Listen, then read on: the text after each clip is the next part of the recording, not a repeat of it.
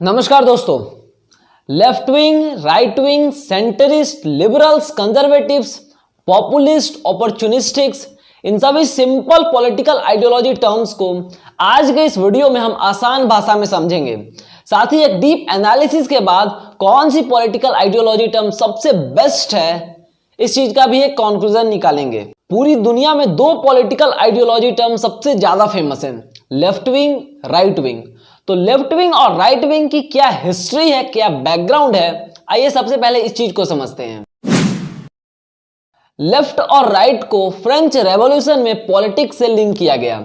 जो party protest कर रही थी, जो पार्टी चेंज चाहती थी, उसे लेफ्ट कहा गया, जबकि जिसके खिलाफ प्रोटेस्ट और मूवमेंट हो रहा था उसे राइट कहा गया। लेकिन यहां पे जो हमें सबसे इंपॉर्टेंट चीज समझना है वो ये कि फ्रेंच रेवोल्यूशन में लेफ्ट और राइट को पॉलिटिकल आइडियोलॉजी से लिंक नहीं किया गया था, जबकि लेजिस्लेचर के सिटिंग को डिनोट करने के लिए लेफ्ट और राइट का यूज किया गया था। और फिर 20th सेंचुरी के बिगिनिंग में लेफ्ट और राइट टर्म को पॉलिटिक्स से लिंक किया गया।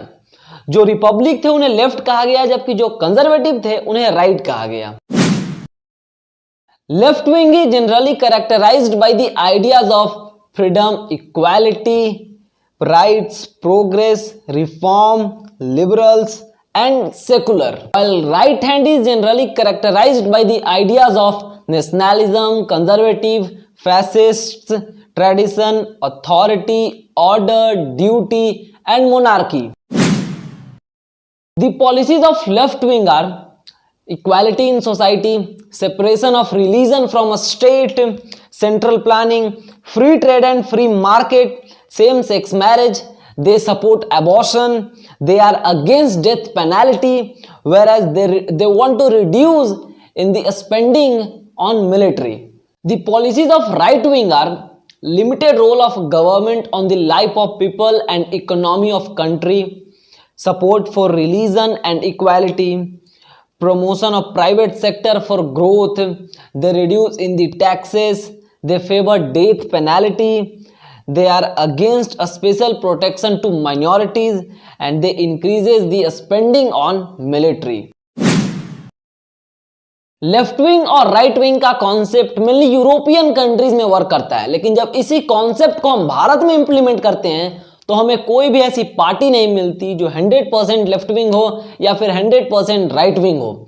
लेकिन अगर फिर भी ज्यादातर चीजों को मिलाते हैं तो राइट विंग में इंडिया में जैसी कुछ पार्टी हैं जैसे बीजेपी, शिवसेना, अकाली दल, जबकि लेफ्ट विंग में सीपीआई, सीपीआईएम जैसी पार्टीज हैं। और बाकी सभी पॉलिटिकल पार्टीज की उनका इकोनॉमिक, पॉलिटिकल और सोशल एजेंडा क्लियर नहीं है। इस वजह से हम उन्हें लेफ्ट विंग और राइट विंग के बेसिस पे क्लासिफाई नहीं कर सकते हैं। तो भारत में पॉलिटिकल पार्टीज के पॉलिसी और उनके एक्शन को डिफाइन करने के लिए हम दो टर्म्स का इस्तेमाल करते हैं, अपॉर्चुनिस्टिक्स और पॉपुलिस्ट। यहाँ की पॉलिटिकल पार्टीज की पॉलिसी को अपॉर्चुनिस्टिक्स टर्म से डिफाइन किया जाता है। इसका मतलब है करेंट सिचुएशन से फायदा लेना।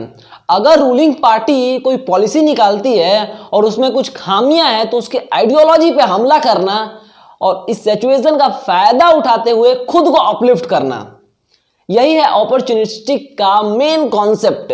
जबकि यहाँ के पॉलिटिकल पार्टीज के एक्शन को पॉपुलिस्ट टर्म से डिफाइन किया जाता है, जिसका मतलब अगर कोई माइनॉरिटी पावरफुल है तो उसके अगेंस्ट जाना और कॉमन पीपल के लिए आवाज उठाना, मतलब मेन फोकस मेजॉरिटी के तरफ देना, वोट बैंक के तरफ देना, यहां के पॉलिटिकल पार्टीज का मेन एक्शन यही है।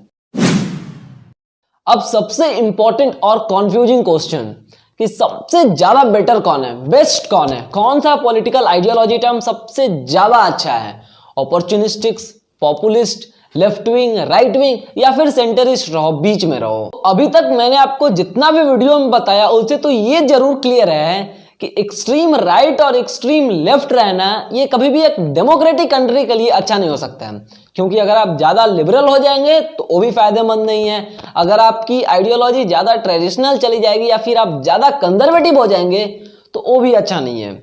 तो लेफ्ट विंग और राइट विंग आइडियोलॉजी में ये जरूर क्लियर है कि सेंट्रिस्ट रहो, बीच का रहो, ये सबसे ज्यादा इंपॉर्टेंट है डेमोक्रेटिक कंट्री के लिए। अब यहाँ पे एक और क्वेश्चन आ जाता है क्योंकि जैसे ही हम सेंटरिस्ट की बात करते हैं तो हमें ये समझ में आता है कि कुछ चीजें लेफ्ट विंग से ले लो और कुछ चीजें राइट विंग से ले लो, लेकिन कौन सी चीजें हमें लेफ्ट विंग से लेनी है, कौन सी चीजें राइट विंग से लेनी है, इस चीज को समझते हैं। तो अगर आप लेफ्ट विंग की आइडियोलॉजी सोशली लेफ्ट को लेते हैं और राइट विंग की आइडियोलॉजी इकोनॉमिकली राइट को लेते हैं तो ये एक डेमोक्रेटिक कंट्री के लिए फायदेमंद होता है। अगर आप थोड़ा सा वीडियो को रिवर्स करके देखिएगा और लेफ्ट विंग और राइट विंग की आइडियोलॉजी को देखिएगा तब आपको ये चीज ज्यादा अच्छे तरीके से क्लियर होगा, क्योंकि इन आइडियोलॉजी को लेने के बाद एक कंट्री में low taxes, free market, free trade, equality, freedom जैसी चीजें आ जाती है जो कि एक डेमोक्रेटिक कंट्री के लिए हमेशा हमेशा फायदेमंद होता है। डिक्टेटर और मोनार्की की बात अलग है। क्या अपॉर्चुनिस्टिक्स और पॉपुलिस्ट आइडियोलॉजी ठीक है? तो ये एक डेमोक्रेटिक कंट्री के लिए 101% सही है, क्योंकि इसका एग्जाम्पल खुद एक इंडिया है, क्योंकि इंडिया में पॉलिटिकल पार्टीज को इन दो आइडियोलॉजी के टर्म पे डिवाइड किया गया है। और देख सकते हैं आप इसका परिणाम कि आज भारत की डेमोक्रेसी कितनी ज्यादा सेफ है, क्योंकि अगर आप अपॉर्चुनिस्टिक्स होंगे तब रूलिंग पार्टी डिक्टेटर में कन्वर्ट नहीं हो सकता है। अगर आप पॉपुलिस्ट हैं तो जनता को इससे सीधा फायदा मिलेगा। थोड़ा सा यहाँ पे है कि माइनॉरिटी पे थोड़ा सा ध्यान कम दिया जाता है, क्योंकि जब आप ज्यादा पॉपुलिस्ट हो जाते हैं तो ये चीज हमें देखने को मिलता है। लेकिन अगर आप पॉपुलिस्ट में भी अगर सेंटर पॉपुलिस्ट हो जाएं तो फिर माइनॉरिटी और मेजॉरिटी दोनों के लिए ये फायदेमंद है। अब हम एज अ कंक्लूजन ये कह सकते हैं कि economically right, socially left, populist और अपॉर्चुनिस्टिक्स जैसे पॉलिटिकल आइडियोलॉजी सबसे ज्यादा बेस्ट है। मेरा काम ऐसे ही इंपॉर्टेंट पॉलिटिकल टर्म्स को आसान भाषा में आप तक पहुंचाने का है। तो अगर आपको मेरा काम अच्छा लगता है तो आप मुझे सपोर्ट करने के लिए मेरे चैनल को सब्सक्राइब कीजिए, बेल आइकन को प्रेस कीजिए, ताकि आगे जब भी मैं ऐसे ही important issues, important topics, political और सोशल जैसे टॉपिक्स पे वीडियो बनाऊं, एक रियल कन्वर्सेशन करूं, रियल टॉक करूं, तो उसकी अपडेट सबसे पहले आप तक पहुंचे। आज के लिए बस इतना ही। वापस फिर होगी मुलाकात एक और नई वीडियो में। तब तक के लिए धन्यवाद।